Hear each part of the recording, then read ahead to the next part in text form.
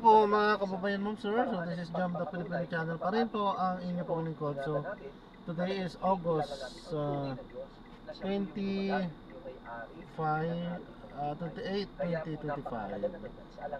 Tayo ngayon ay andito sa may North Caloocan banda, Tala, North Caloocan po ito. Ay, pauwi na rin tayo. At gusto ko lang pastor, bibigyan ng din sa aking reflection dito. Makinig tayo ng radyo. Ngayong Sabat, hindi natin yung pagkakalimutan kasi ang Diyos natin, ang Diyos natin, ang pagkakaroon ng Diyos ay pagkikitan po. Siya po ay maawain, makabagin, mapagpahinuhod, mapagpatawan. Yan po ang ating Panginoon. At sa oras po na yung ugali, yung karakter ng Diyos ay matransform po sa atin. Ano po, yung Sabat, gusto ko pong ibanggit sa inyo na meron kinalaman sa pagsamba. And that's very explicit, pastor, explicit talaga yan. Isang paano ba maipapaliwanag yung explicit ka, talagang letra per letra na nakalagay sa banal na kasulatan, na palatandaan na pagkilala natin sa Diyos na lumalang, na siya ang Panginoon na dapat natin sampahin. At isang patunay dyan na yung kanyang panda, yung Sabat, pastor. At sa isang spiritual na essence na ito, mga kapatid, huwag po natin kalilimutan na sa oras na ma-reflect sa atin yung ugali ng Panginoon. Sa oras na tayo ay magkaroon ng pag-ibig sa ating mga puso, na yung ugali ng Panginoon nakita sa atin, na sa ating pagkapwa-tao ay mabless ang ating kapwa, mabless ang kapitbahay natin, ang mga kasama natin, maramdaman nila yung presensya ng ating Panginoon Diyos. At kapag na-transmit yung ugali ng Panginoon sa atin, pastor, ito yung meron talaga tayong tanda ng Panginoon. Yung wangis ng Panginoon nakikita sa atin, nahahayag sa atin. At sa pamagitan ng ating ginagawa, pastor, sa isip din, dapat mailagay natin yan kung paano yung mark of the beast sa isip at saka sa kamay. Dapat meron din po tayong ginagawa na ilagay natin sa isip ito. Natanggapin natin ang turo ng Panginoon. Tanggapin natin yung pagpapahayag ng Panginoon. At isakabuhay natin, makita po sa ating mga gawa yung galing ng Panginoon. At kapag nakita po sa atin yan, mga kapatid, mas lumiliwanag sa atin na tayo po ay talagang may tanda ng ating Panginoon Diyos kapag sumasagana ang kanyang pag-ibig sa ating mga buhay. Amen, Pastor Robert. Pastor Robert, please allow me to read 2 quotations bago tayo magtapos. Go ahead. Ang sabi dito, the sign or seal of God is revealed in the observance of the seventh-day Sabbath. The Lord's memorial of creation. Bakit bumalik sa creation?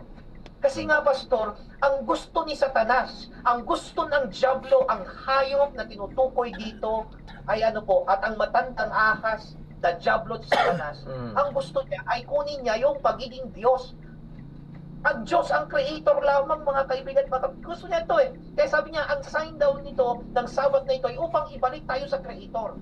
The mark of the beast is the opposite of this. The observance of the first day of the week. Sa ngayon po, Testimonies for the Church, Volume 8. Ngayon, mga kaibigan at mga kapatid, ito yung gusto ko pong iwan ngayong gabi, pastor. Kasi hindi pa naman natatapos. Pastor, hindi pa naman bumagsak talaga ang Babylonia. Kung ating titignan, bumagsak yan nun. Pero sabi ng Revelation na yan po, nasugatan na parang mamamatay, bumalik. Kaya nung February 11, 1929, pastor, sana itong tama yung Korea, dito po yung Lateran Treaty, pastor, po kung ating titignan po ito, anong nangyari? Lumakas ulit. Nagkaroon ulit siya ng kapangyarihan.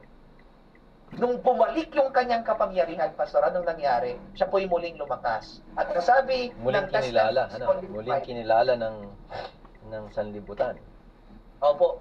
Sabi niya dito, pastor, the time is not far distant when the test will come to every soul. The observance of the full Sabbath will be urged upon us. The contest will be between the commandments of God and the commandments of men. Sa pagdating ng huling araw, dalawa lang yan, mga kapatid. Susundin mo ba ang utos ng Diyos na Sabat o ang utos ng tao na na linggo? Pastor, huling text na babasahin ko ngayong gabi. Tapos, titigil na po ako, pastor, at nahihiya na ako sa'yo, pastor, parang sinusolo ko. It's okay. Sabi dito, I'm so sorry. Datapwat, walang kabuluhan, silang sumasamba sa akin. na nagtuturo ng mga aral na utos ng mga tao. Walang kwenta pala to, pastor, itong pagsunod sa kanya, sapagkat ito po ituro ng tao. Kapag ang sinusunod natin ay turo ng tao at hindi turo ng Diyos, ay walang kaluguran sa Panginoon. Kaya ang panawagan po sa atin, ano po, huling talata, Pastor, na gusto kong basahin sa ating pong mga kaibigan, sa ating mga taga-subaybay, mga taga-pakinig. Apokalipsis 18:14. Ito po ang panawagan ng Panginoon. Ano po? At narinig ko ang isa pang tinig na mula sa langit na nagsasabi, magsilabas kayo sa kanya, bayan ko, upang huwag kayong madamay sa kanyang mga kasalanan at huwag kayong makabahagi sa kanyang mga salot. So may panawagan, Pastor, ng paglabas. Ano po? Sa oras na mapakinggan niyo po ang katotohanan ito, mag-isip-isip kayo, mga kapatid, mga kaibigan. Ano po? May panahon pa po tayo. Naririnig niyo ang katotohanan ito, ang panawagan ng Biblia. Wala tayong gagawin kundi magpasya. Iwanan natin, iwaksi natin ang mga maling katuruan. At manumbalik tayo sa katotohanan. Manumbalik tayo sa ating Panginoon Diyos. Kagaya po sa panawagan ito ng Apokalipsis 18:14. Magsilabas tayo. May panahon pa po. At huwag tayong manatili sa maling sistema. Huwag tayong manatili sa maling turo, kundi manatili tayo sa katotohanan, manatili tayo sa ating Panginoong Jesus. Amen. Pastor, tapusin po natin ito sa pamamagitan ng isang panalangin. Pastor Robert? Tayo po'y manalangin, mga minamahal na mga kapatid, mga kaibigan. Banal na Diyos, nag-aagala kami sa gabi ito, na muling binuksan niyo ang aming mga kaisipan sa pag-aaral ng inyong salita. Marahil, Panginoon, nakapagsalita kami ng mga bagay na maaring nakasakit ng damdamin ng aming mga tagapakinig, maaring nakapagsalita kami ng mga salita na hindi po sang-ayon sa inyong kalooban. Patawarin niyo po kami, Panginoon, at inaamin namin ang aming mga pagkakamali. At gayon din, Panginoon, pagliwanagin niyo ang mga katuroang ito sa isip at puso ng aming pong mga taga-subaybay, sa lahat ng aming mga nakikinig sa iba't ibang panig ng sanlibutan dito sa aming bansang Pilipinas. Panginoon, salamat po sa mga katotohanan ito, at alam po namin hindi sapat ang panahon na maunawaan namin ang lahat. Ang pakiusap at dalangin namin, pagkalooban kami ng mga panaginip sa gabi, mga pangitain sa gabi, na sa aming pagtulog, magliwanag ang katotohanan. Magliwanag kayo sa aming buhay. At ngayong gabi, Panginoon, tatapusin namin ang programang ito na nais namin na patuloy na ibalik ang aming papuri at pasasalamat tanging lamang sa inyo. Salamat po, Ama, sa pagdinig sa aming mga dalangin. Ito po ang aming pasasalamat. Ito po ang aming pagsamba sa pangalan po ng aming Panginoong Jesus. Amen. Aming mga kaibigan, ito po ang inyo pong lingkod, Pastor Rosler Zamora, nagsasabing, ang tatlong anghel at ang kanyang mensahe ay naihayag na. Paniwalaan mo ito, kaibigan. Mga minamahal na mga kaibigan, mga kapatid, muli po ako po si Pastor Robert Dulay, nagsasabing mahal po tayo ng ating Panginoong Diyos. Si Jesus, nagmamalasakit po sa atin at siya'y nangako na siya'y muling darating. Siya'y muling babalik. Kaya't mga kaibigan, mga kapatid, mga kababayan, maghanda tayong siya'y ating salubungin.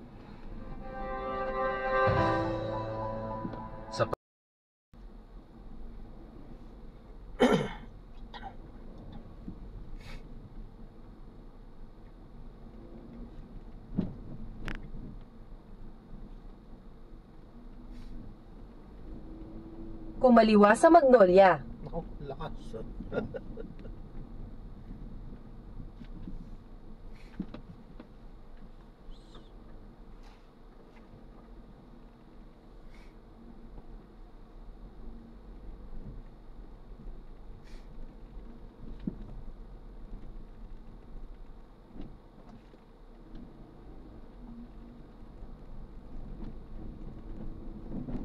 Pagkaraan ng 300 metro.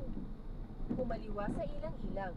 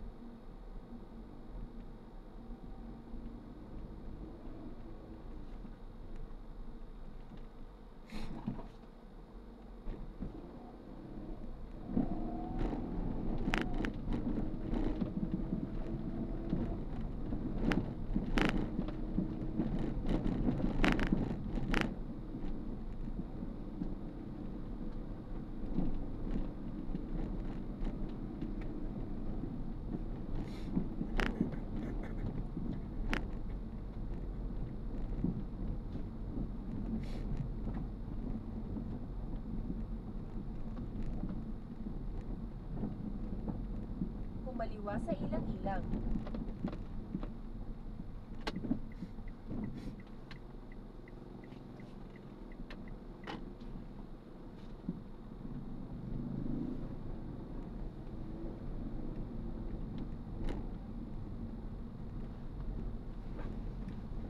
Pagkaraan ng 1.7 kilometro. Kumanan sa Sampaguita.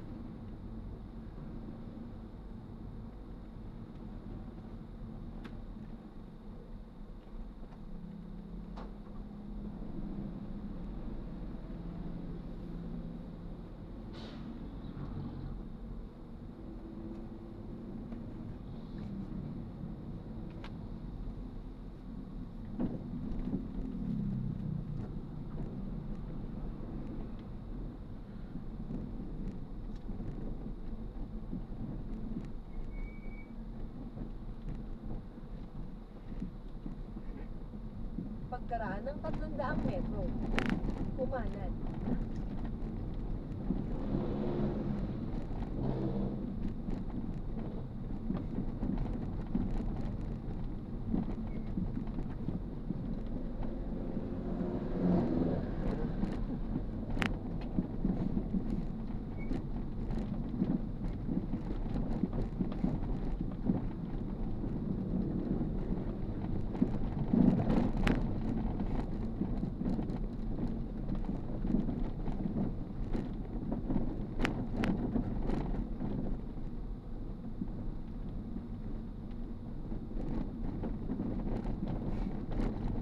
Kumanan sa Sampaguita.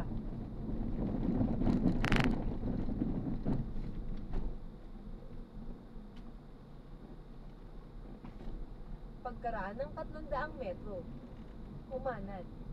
Pagkatapos kumanan,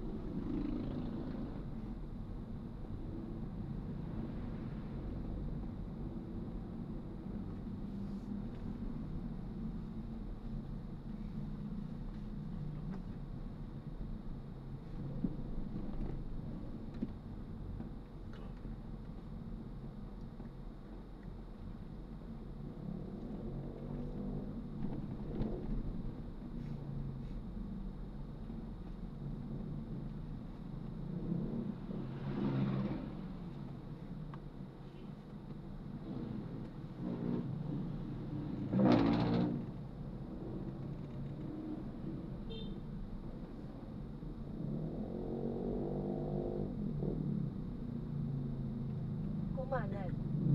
Pagkatapos kumanan,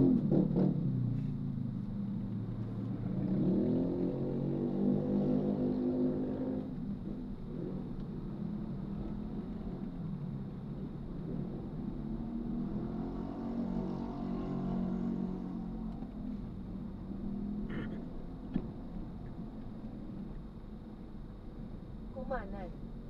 Pagkatapos kumanan sa Sampaguita Oval.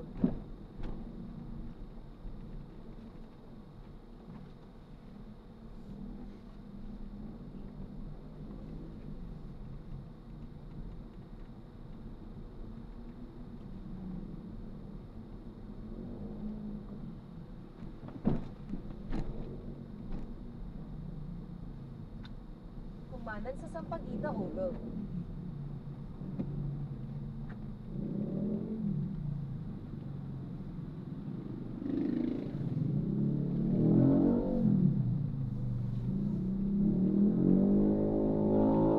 Pagkaraan ng 600 metro, kumanan sa Maligaya Drive.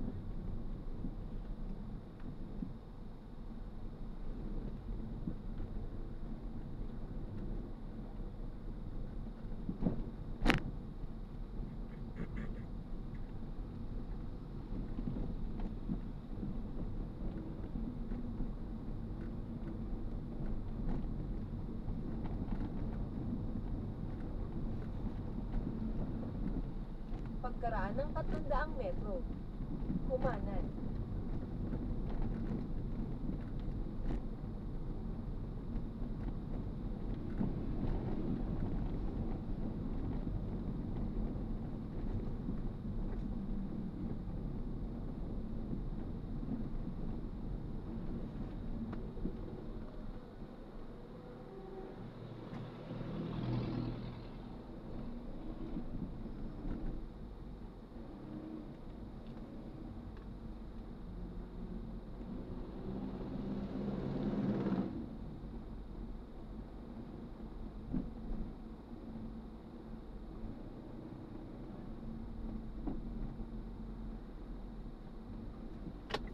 Kumanan sa Maligaya Drive.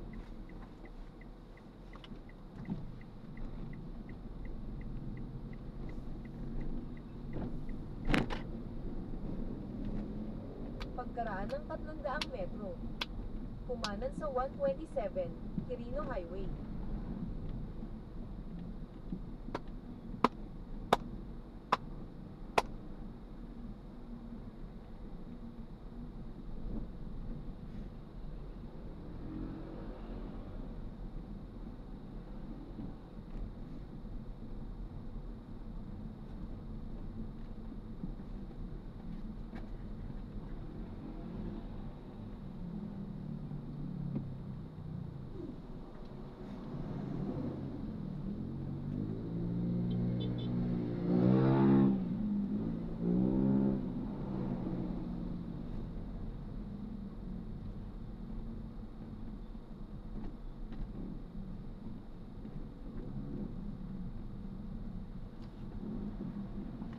Kumanan sa 127 Quirino Highway.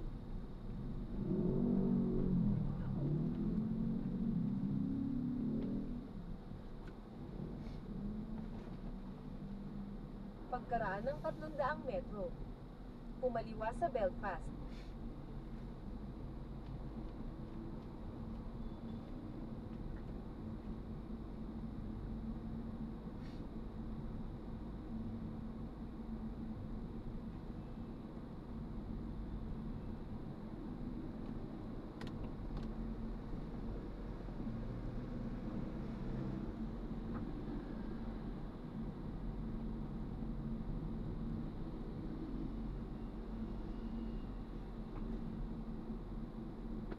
Pumaliwa sa Belfast.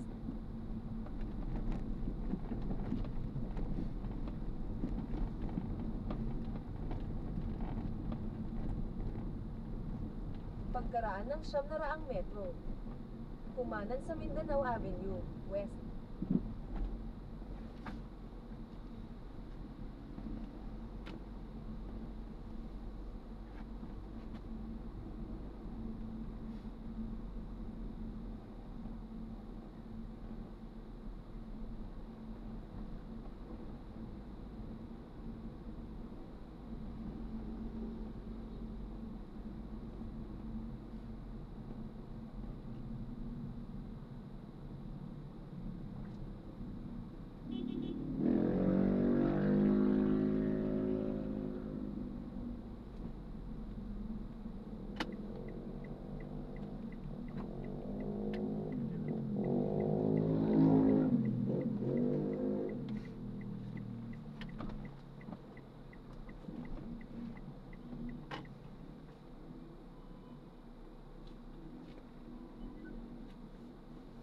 Pagkaraan ng 100 metro, kumanan sa Geneva Bend.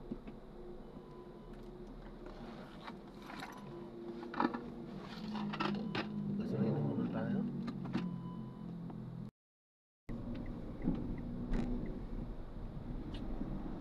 Yan, dito na tayo sa Novaliches. Hanggang ngayon wala pa. So, yan, di pa tayo nagpapatay pero hanggang ngayon wala pa. No choice tayo. Pagkaraan ng 300 metro, kumanan.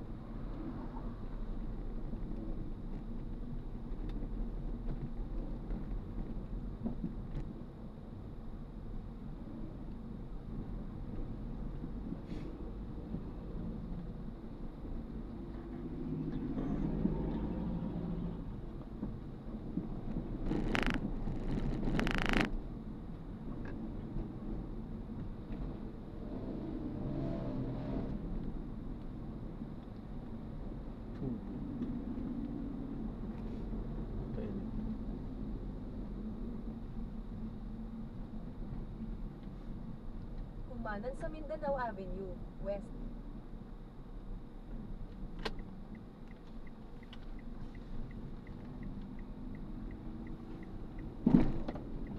Ba yan?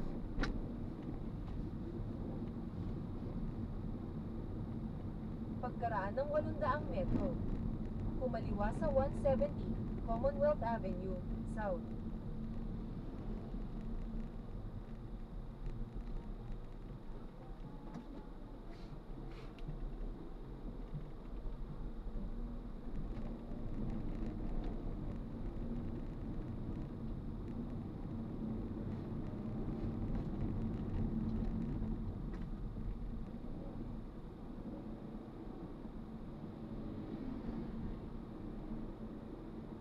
sailboat.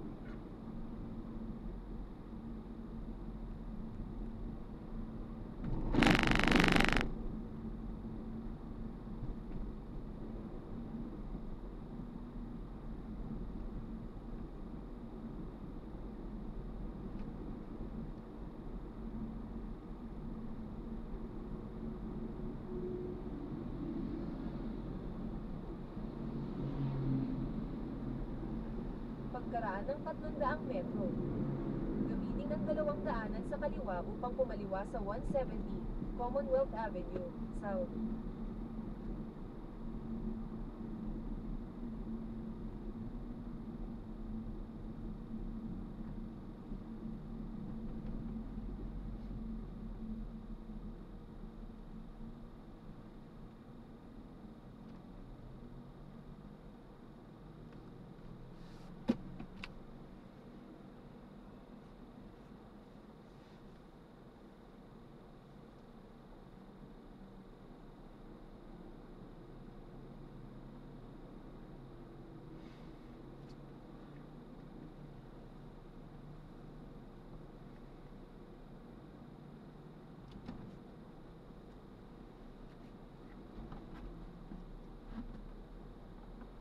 Pumaliwa sa 170 Commonwealth Avenue, South.